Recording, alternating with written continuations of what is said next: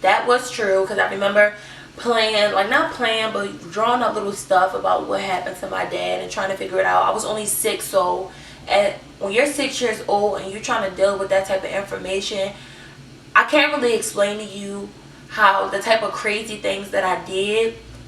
That's just something that, I don't want anybody to experience that, but that's something that you only could kind of understand if you lived through the situation. I started acting out. For those of you who don't know, I grew up in private school my whole life, so everything was really like my schools, all the schools that I went to were kind of close oriented. It was like a family, and I remember acting out a lot in school. So yeah, I was going to therapy once a week, and I was also seeing somebody at school. I went to therapy from the time my father died up until a few months ago. I've gone to therapy my whole life. I've been going so long that I kind of thought it was normal. I thought everybody went to therapy. Like, that's how long I've been in therapy. I went on a weekly basis since he died up until last year. Now I go on occasions, so like every month or so, like that. Now I go on occasions, but yeah. My main purpose for doing this story was not because I wanted to share with you what happened with my dad, but it's what happened after my dad died that is what's really hard for me to deal with. This takes a lot more emotion out of me than my dad actually being dead, because like I said, it kind of doesn't feel like it happened. It's kind of, when certain things happen to you, traumatizing things happen to you at such a young age, a part of your brain blocks certain stuff out. I don't know if y'all know that, but if you experience something in your life that's really traumatizing, your brain can literally block that part out where you don't remember it at all. That whole part of my life it's like a blur. It's like it wasn't real, like it was a dream or something. Like, it just seems, I remember situations, but it's kind of like it was a dream because it was so long ago, and at that age I wasn't able to fully understand things the way I understood it when my brother died. So I have not seen my brother since before my father died. I told y'all the situation that his mother had with my mom and all that, and it wasn't like, oh, we lost contact. It's literally like they're in hiding. Now, growing up, I thought like, okay, it'll be a couple of years, and then 5 years went by, and it was like, okay, maybe it'll just be a few more years, and then 10 years went by, and it's been, I think, 11 years, 13 years, since, over 13 plus years since I seen my brother. And when it happened, he was 3, no, he was 2, about to turn 3, and he just turned 15. So it's just really hard for me. Like, that's my biological brother. It's not like even if it was stepbrother, it's not like it's just a long lost family member. That's my brother. That's the only biological brother that I have. I have a stepbrother, and then I had the brother that committed suicide, which I explained in that story, was my cousin. But this is the only biological brother that I had. I've been looking for him for years. Recently, about a month ago, I got in contact with his mother. This is the second time we've got in contact with them since the situation. The first time my mother got in contact, she said she got a phone number. She called and she spoke with the mother, my stepmother's mother, and she was like, oh, hey, haven't heard from you in a while. I'll have her give you a call back. My mother said the next day she called the number again and it was changed. That was that. My mom said another time she ran into her at Walmart. She's in a wheelchair because she is partially paralyzed. She ran into her at Walmart, and she said she called her name out, and she said she turned around in her wheelchair and got out of there so quickly. The thing about finding my brother is, like, since that's not my son, I don't have any full rights to see him. He's a minor. So if his mother doesn't want me to see him, apparently that's okay. Even though that's my brother, I personally don't think that's okay. Anybody that has a brother or a sister wouldn't think that that's okay. So this is just something that I have to do legally, but I just turned 19. So I just became legal a year ago. So certain stuff that I maybe wanted to take action on before, I couldn't even do because I wasn't even old enough to go to court and do certain things, and I was just expecting my mother to handle it. But as I got older, I'm getting fed up, and my mom's telling me, like, wait till he's 18. I've already missed 13 years of his life. The last time I see him, he was a toddler. Now he's in high school. I don't want to miss any more. And It's hard for her to understand that. I don't want to wait till he's 18, because you know when he's 18 he's legal, so even if his mother's like, oh you can't do this, he'll be legal. I'm not waiting. Like, I don't want to wait because I've already waited 13 years. I'm like, if she wanted me to see him, she would have let me see him. I've been doing some crazy research since November. I found a Twitter account with her picture. I can't remember exactly what she looks like, but I can, if I send it to my mother, she will know vividly that's her. So it had her first and last name. Thinking like everybody can have like my name is Kenise Martin. How many Kenise Martins do you know? But Ashley Brown. If you type in Ashley Brown on Google, it's gonna be a bunch of Ashley Browns. It's a common name. So her name, like, it's gonna be pretty easy. I didn't know she changed it from her married name back to her maiden name, so I tried both. Finally, after years of searching, I tracked her down.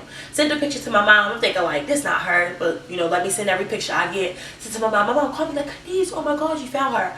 I'm in shock because I had no idea. I'm like, I didn't think that was really going to be her, but it was her. She was like, she looked so young. She looked like she did last time I saw her, but her Twitter account was like, it's like, you know how you make automatic horoscopes go to your phone, like to your Twitter? That's all she had on there. The last time she made like a real tweet had been like years ago. Like, if you scroll, it's just horoscope, horoscope, horoscope, horoscope. She was not active on Twitter. I'm like, okay, let me find her Instagram. Found her Instagram, but it was on private. Got a friend that sent a friend request, and I waited about 3 months, and she still had accepted it. So I'm like, you know, it's time to push harder.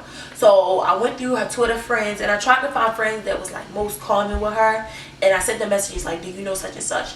And I talked to 2 ladies. One of them was very, very rude to me. She was like, that's my sister, you don't know her, you don't know what you're talking about, she's not old enough to have children, blah blah blah. She basically went off on me even after I explained to her my situation. The other lady was pretty nice. She was more genuine. She was like, hey, you know, my other sister told me about you. You had the wrong lady. I'm trying to tell her, like, no, this is her. So at this point, I'm starting to get scared because I'm like, did this lady, like, really move to another state and change her whole identity? I didn't know, but I even sent the picture to my aunt, like, you know, my mom said this is her. Who is she? Like, that's definitely her.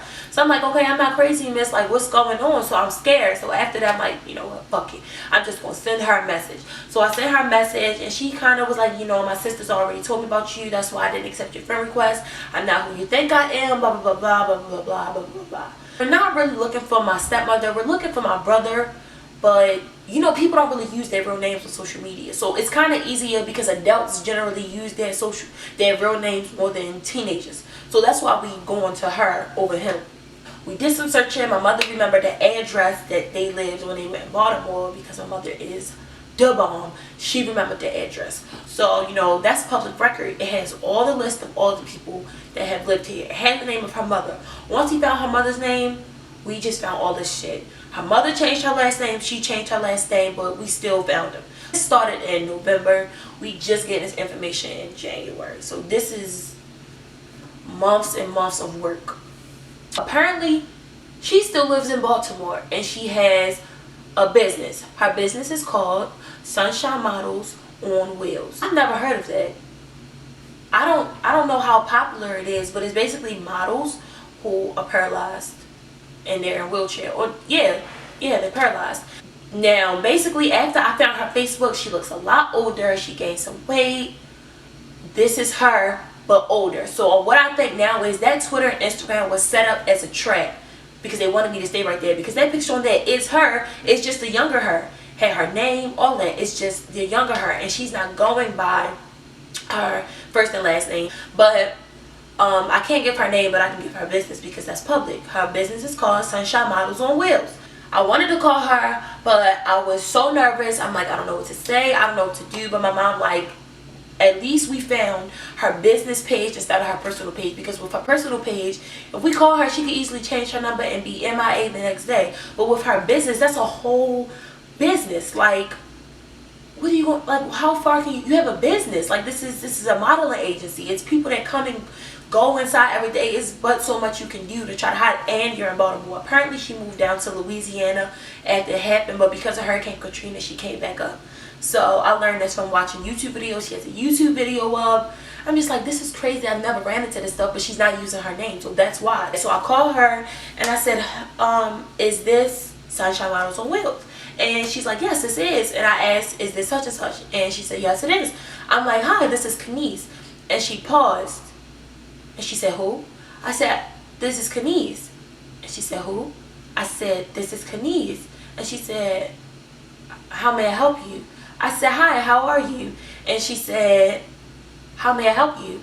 I said, hi, how are you? She said, I'm sorry, you have the wrong number. And she hung up. And I didn't call back because what the hell am I supposed to say? It's like, I don't even know what to say.